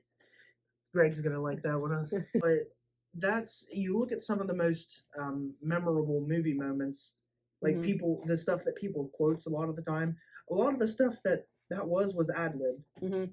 Oh yeah, I love to like read articles about like the movies that are filmed and to know that half the stuff that was in it wasn't scripted. Yeah, like it was just because the chemistry between the characters was awesome. They were good at their job, and obviously they've been around for a while to be able to know what sounds good and what don't. Well, so because we saw this recently, and if people don't know, I'm sorry, I know this is about Kid Nation, but we're wrestling plugging now. But even though all the crap that was going on with him recently, you look at the feud between MJF and CM Punk. Uh-huh. MJF has stuff written down and he's practiced it. That man is a mouth machine. Mm-hmm. He ad-libs whatever he wants, and no matter what comes out of his mouth, it's going to be perfect. Mm-hmm. And that's kind of the way I like doing things. I'm not saying I know how to write a perfect story, but, with the play, I knew exactly what my role was going to be in that, and I know what situations that I could do that wasn't necessarily given to me. Yeah. You're a bum in the cold. That's your play. Mm-hmm. Okay? I'm going to be shivering. I'm going to be coughing. I'm going to be trying to put stuff over myself to keep myself warm right now. That's my thought process when it comes to that type of stuff. Because, like, even when I was younger, like, I'd always liked the idea of being an actress or an actor. Yeah. And just for the sense of, I enjoy being able, it's going to sound weird and probably not so much morbid, it's going to sound, but, like, I enjoy, being somebody else in a sense, It's like you get a chance to you take a break from your own self and you can do something funny or something or whatever, and you can just kind of have fun with it and be somebody else in a sense. But I also understand that there's also that very dark line that can be crossed when you take people like Heath Ledger. Yeah. Who played will hands down always be the best. He will always be the best Joker. Yeah. When it comes to that movie. But you also take a sense that he played that role so well that it spilled into his personal life. His mental health definitely suffered for the sake of art, if you want to say it that way. I mean, in all honesty, whether that's actually the case or not, we don't really know. But from like a bystander perspective, that's definitely the way. It's way it was perceived as like that. Yes, he played a tremendous Joker. By far, will always be the best one ever. But it's also like you can kind of see that, yes, he portrayed this part so well in the film and it made the film great. But when you go outside of the film, when you go into his personal life, it destroyed him. Yeah. And, and it may not be that may not be that case, but from a bystander, an outsider looking into it, it comes off that way. It comes off that way, definitely. So I guess, I'm guessing essentially I do that with my writing. Like I go into being somebody else, and that's how I can get that part. well, that's absolutely what you have to do. I'm sorry. It's just what happens because this is what my life has been focusing on. But Randy Orton talked about when he was a babyface. Mm-hmm. That's how he is normally. That's what he said. And he said he absolutely despised it. He said, me being a babyface did not work. I hated it. Yeah. A heel is the way I get to act because I don't act that way. Right.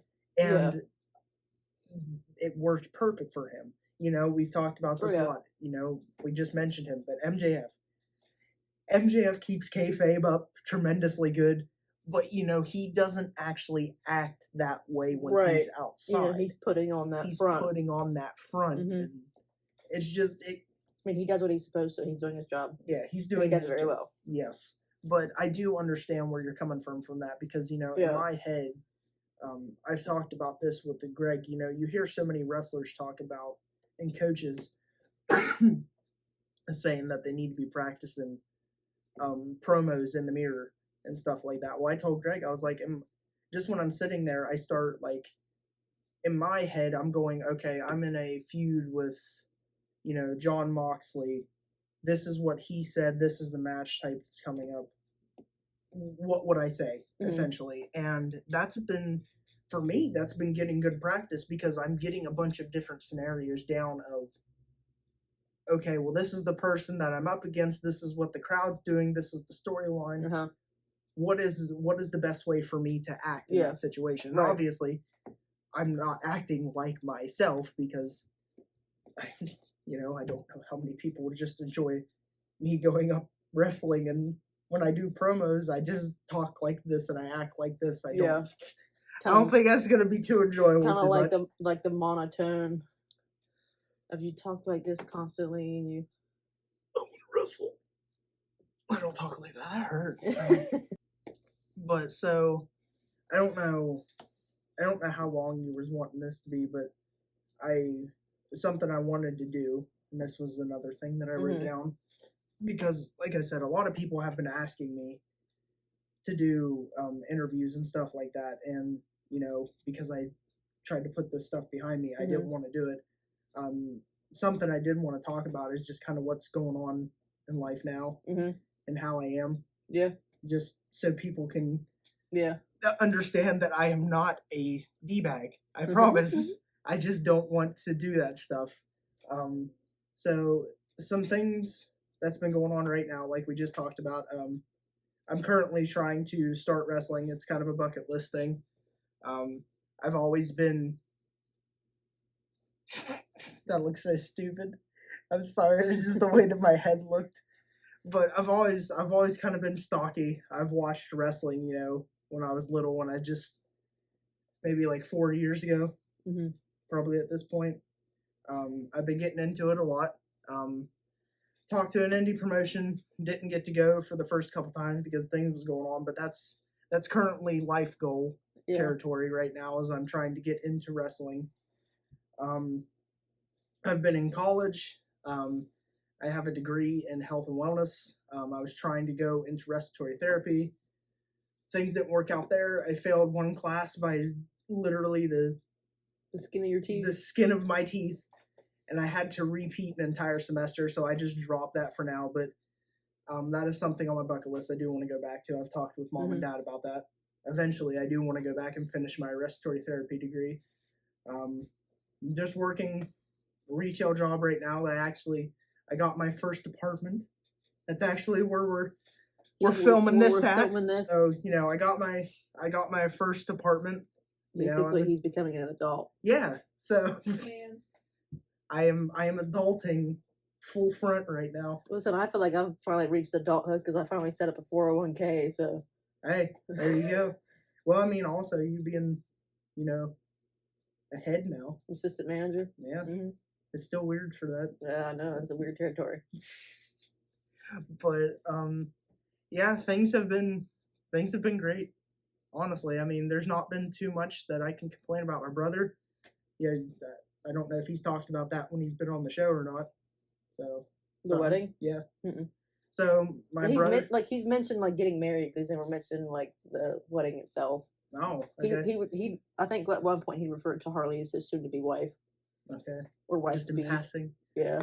But yeah, my brother is actually getting married this weekend, Mhm. so that's nuts. We'll just say November 5th because by the time this video is posted, it might be Oh yeah, either okay. depending on how work schedules work out when I can get time to sit down and edit. And So yes, at the time of recording this, November 5th, he's gonna be married. So that's crazy for me to think about. I mean, I'm happy for him.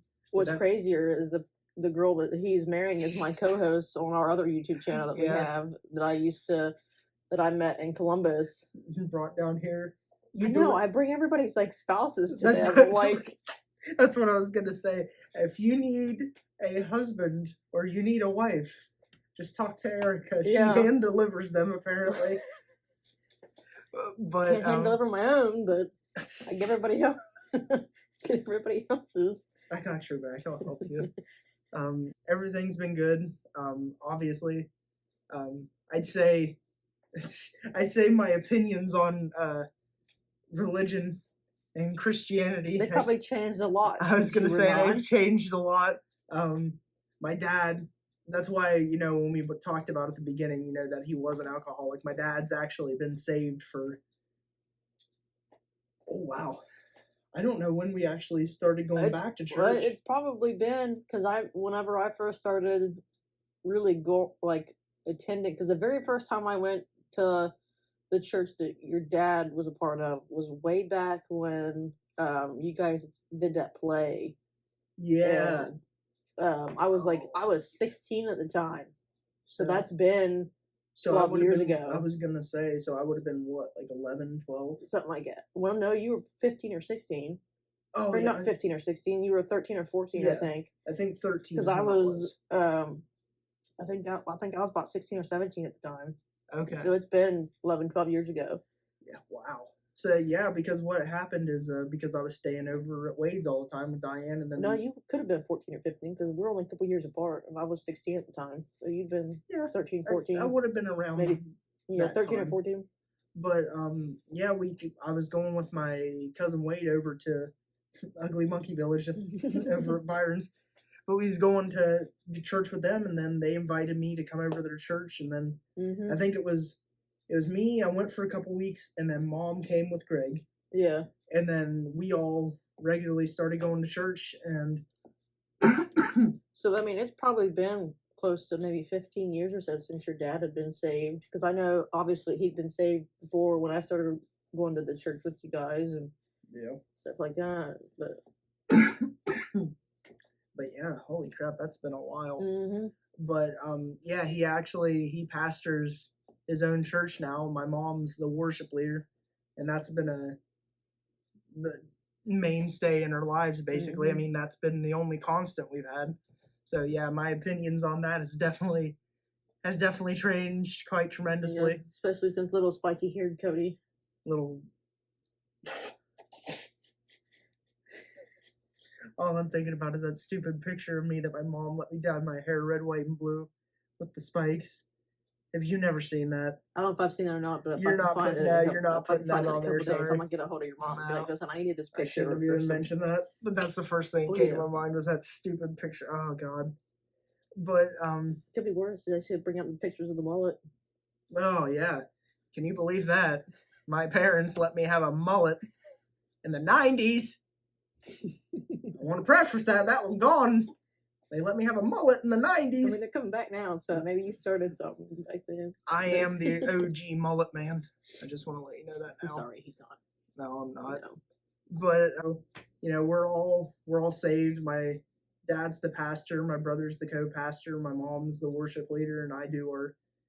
I mean, I'm not calling it a youth pastor because everybody Like- there's the same More age, like basically. young as- adults, in a sense. Yeah, they're young adults. Some of the things we tag team every now and then. basically. But I will tell you, I'm gonna write stuff down if you'll have me on here. I do want to do an uncensored thing like how Greg did. Yeah. Because I think there's definitely some stuff that me and you could talk about. Mm-hmm. And I know this is mostly about Kid Nation and, my life about that, but I'm just saying, I'd be willing to do that because that would give people, how I feel about a lot of stuff now, my opinions. That'd be a good idea if you saw that. So, I mean, we could do that. I'll just be like, Greg, we're going to kick you out for an episode, and I'm going to bring in your brother. I'm the special guest. I am the one that was on the television show.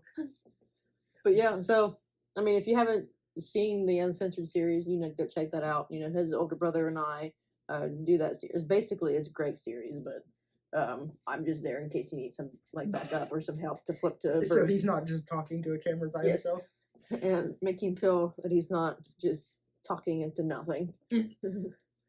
But yeah, I mean, I feel like I rambled on about a lot of stuff, but that's the fun part. It is, but there was no way I was going to be able to write this stuff down because a lot of the stuff that we talked about during this, it came back to memory when we was talking about it. Right. So it's the whole thing of obviously there's going to be a lot of stuff that I do not remember. Yeah. I mean, if I said something that was wrong, forgive me, but there's definitely stuff that I do remember, like I know it sounds horrible, but the bad experiences, I know for sure. I remember, the people trying to follow me in the bathroom, cut my hand up. Yeah. I remember that stuff, but I really did enjoy the experience because, from the small town that we're in, even if I didn't make it through the entire way, now if I would have got the gold star, that would have been, good. That probably, if you would have got the gold star, that probably would have changed how things were when you come back, because I mean that would have been a big deal, and in all honesty, it's possible that it could have changed things for the better because the area around here, everybody's money hungry. Exactly. I'm kind of going. Dad talked about this with me a little bit, but I'm gonna go on the vein of God knew what would happen later on down the line. So exactly. I'm just going. Yeah, I'm fine with that. Yeah, because we know the area that we in, people will sell their peace of mind for millions. Yes. So, but it was the cool thing of I'm from a small town in Ohio, and I got to do something that absolutely no one around here is ever going to do. Actually, because since you said that, Greg and I, when we talked on one of the episodes, it wasn't the Uncensored series, it was just him and I did an episode about basically kind of going in detail and in depth about being an author, what it entails, because he went on the independent route, I went with a publisher. Yeah. Talked about the differences and the similarities with all that. And at the end of it, he talked about basically just because you're from a small town doesn't mean you can't do anything, that you can't go above and beyond and go outside and do stuff like that, because he's done a lot of things that people probably didn't expect out of him.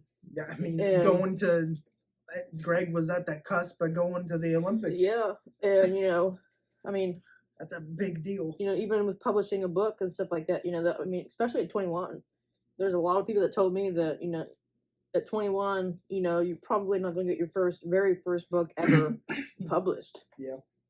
And, it happened. And, whether I publish the next one or not, I don't know. I'm working on it.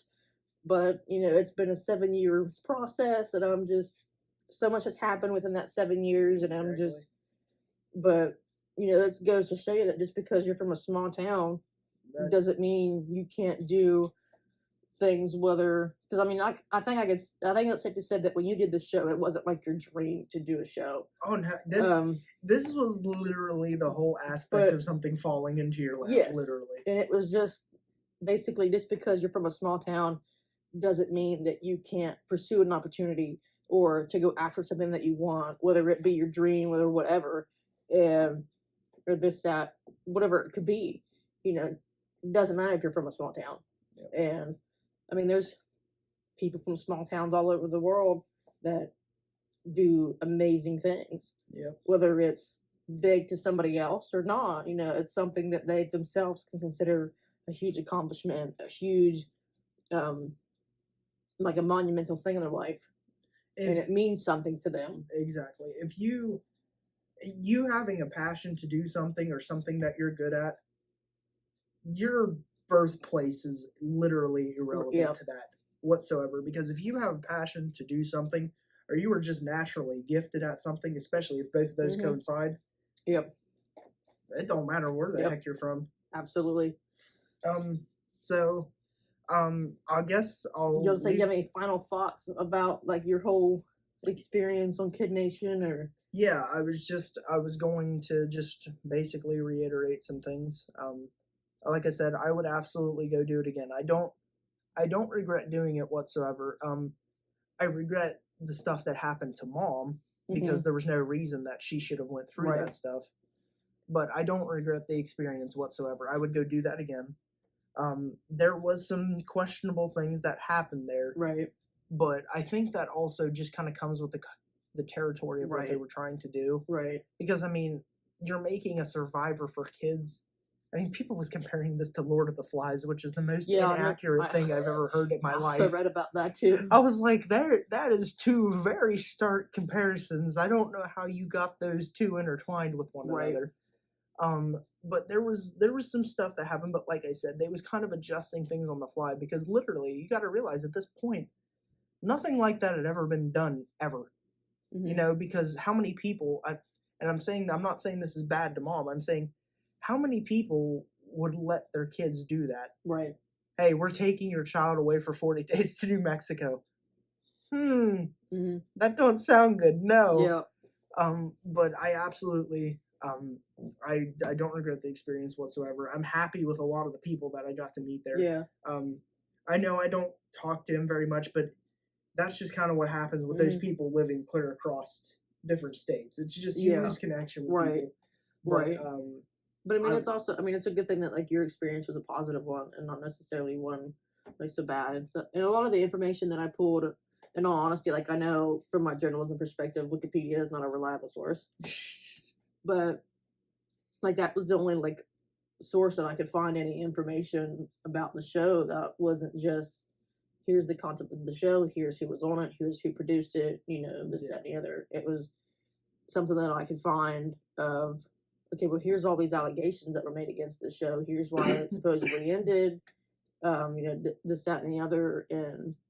But trying to, you know, I don't have all the tools and the access points to get some of the real deep stuff info. of the show that I'm sure some of the other YouTubers that have done this have been able to access. Yeah. And I just might not be looking in the right spots because, you know, I've even tried looking up the Kid Nation website, and it wasn't basic. It was basically just telling you about the show, Oh, it didn't really have like where you anything. can watch it and which you can watch it on YouTube.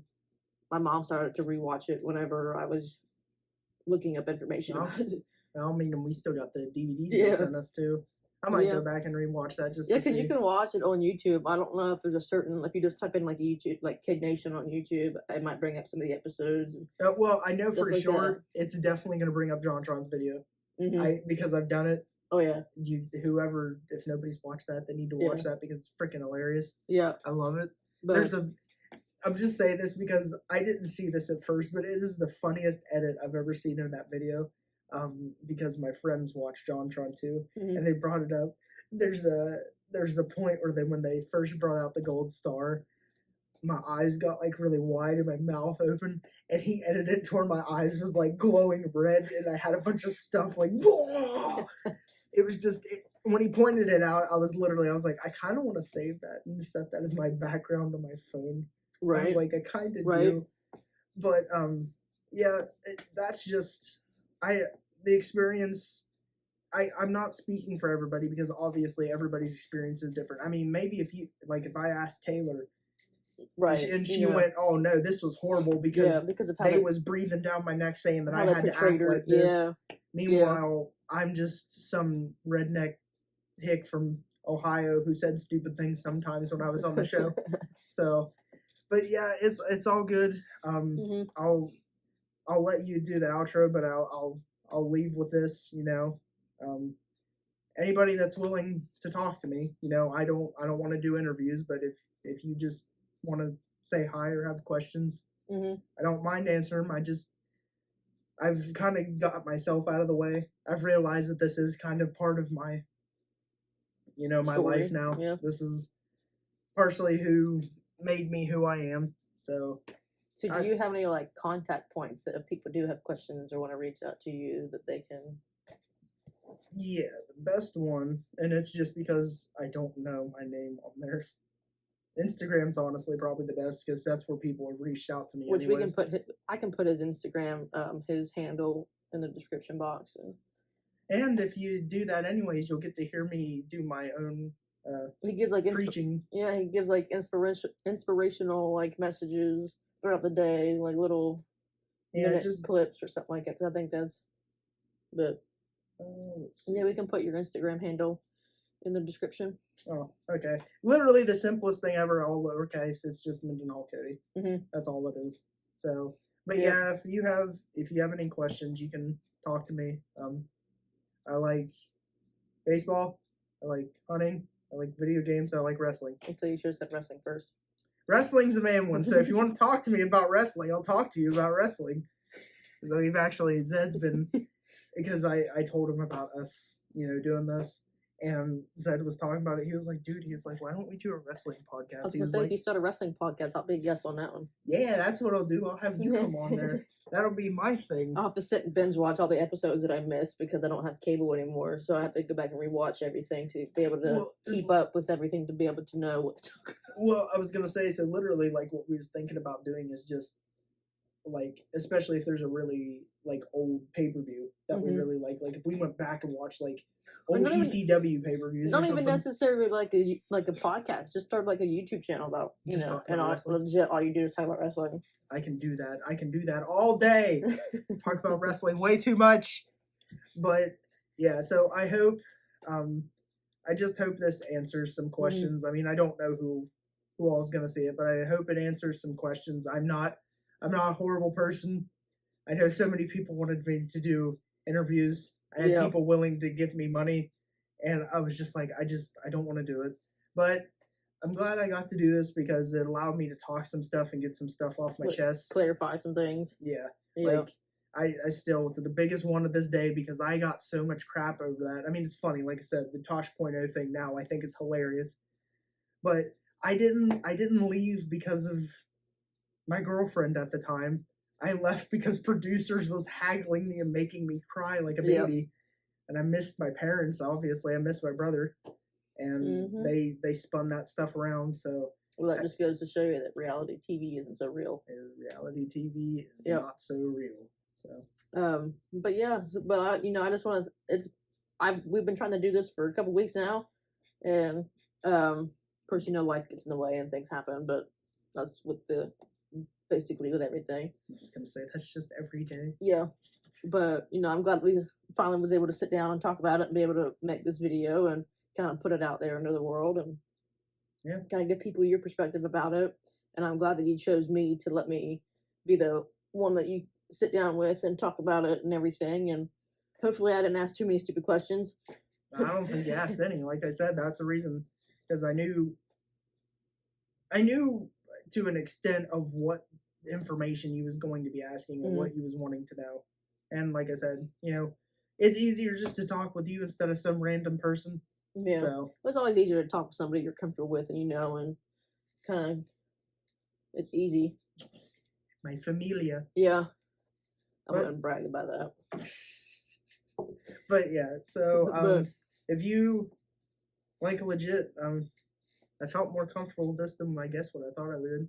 But so I mean, if you ever, like I said, the uncensored thing, I would like to come on there because I do think there's some stuff. Yeah. But if you have anything you want me to do, just let me know. Yep. I'll do it. I'll come on here and I'll. Or vice versa. Yabble. Yabble. Babble. Babble. Babble. Babble. Babble. Babble. Yeah. Babble. That's work for the day. Boggle. Now I'm thinking of King of the Hill. We need to stop. Things are going south. But yeah. But thanks, man, for coming on here and talking about your experience with the show and kind of clarifying some things that happened on the show and giving your point of view and allowing me to be the outlet and the channel that you chose to do this with, because I know, like you said, you had a lot of people who were asking you to do this, and it's been a fun experience of kind of getting to hear not everything that I got to hear whenever the show aired, the in between stuff that you didn't really talk about. And everything like that. And I think it's always a cool thing to because I remember the side story. I remember when I was in college and I was in a class, and they were doing like this 2 truths and a lie, just to break the ice. Yeah. And so I don't even remember what my lie was, but my 2 truths were that I had published a book and I had a cousin who was on a TV show, who was on a reality TV show, and they all thought that the cousin on the reality show was a lie. Well, and the thing And is, I was like, no, that was true. And the thing is, it sounds like such a lie. It does. It's like, oh yeah, I had a third cousin removed that was on Raymond. Yeah. Everybody loves Raymond. See, I can't even make a joke. Right? Yeah. Because I think it was because I had come up with it like so quick, like the 2 truths and a lie, but it was funny. It was, I think like the lie was like that I had like 2 kids or something. I don't know what it was, but it was something completely out there. Yeah.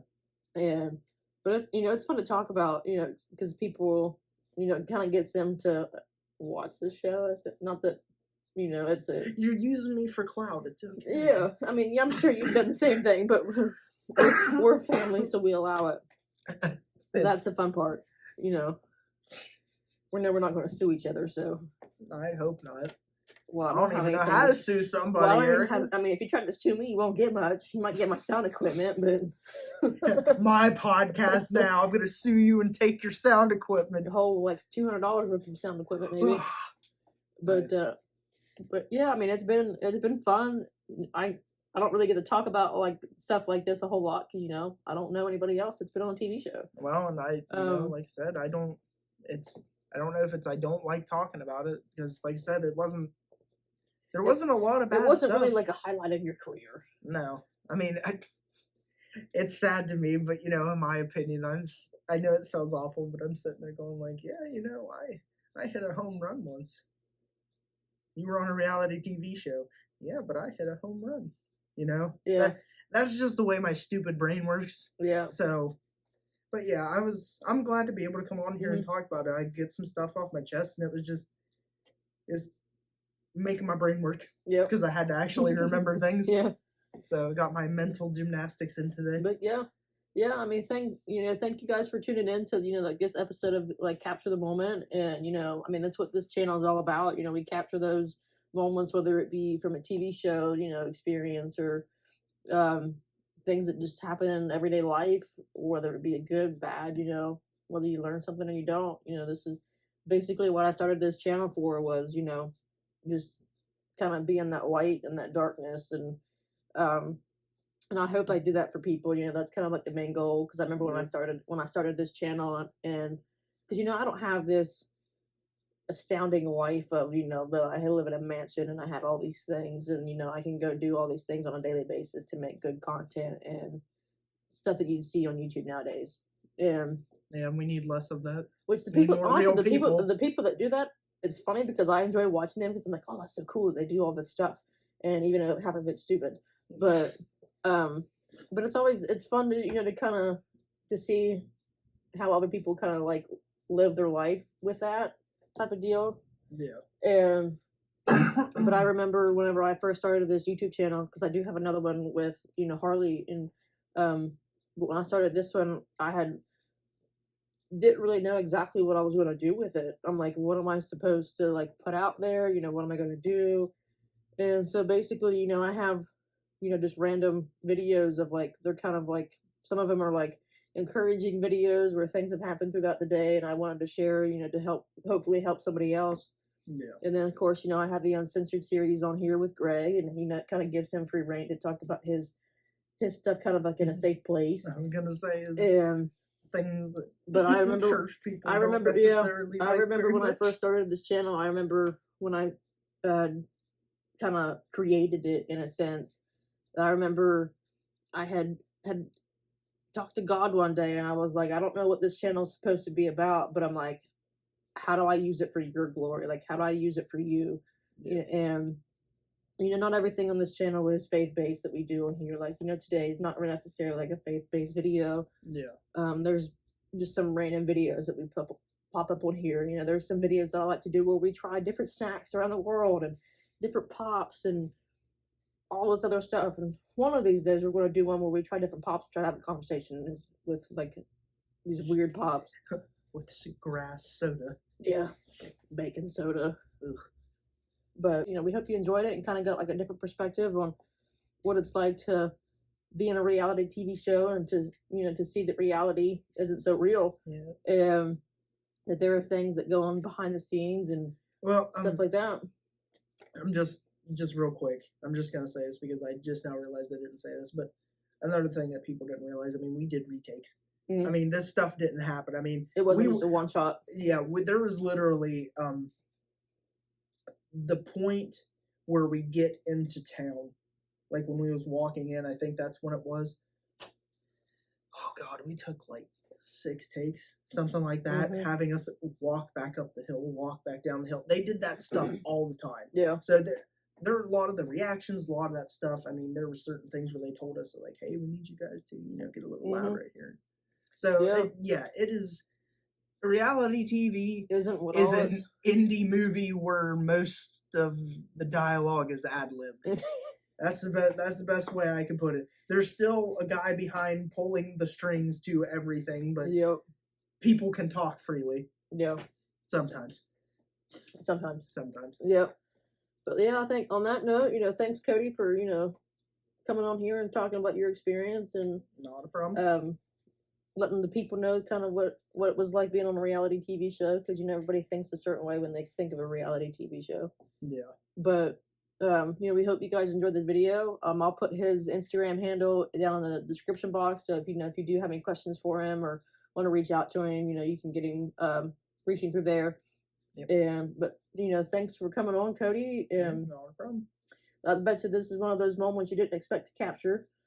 No. I did but not. I mean, this is what this channel is about. So, we thank you guys for watching and tuning in, and as always, we capture the moment on this channel. It's what we're all about, and today we captured that moment of reality TV.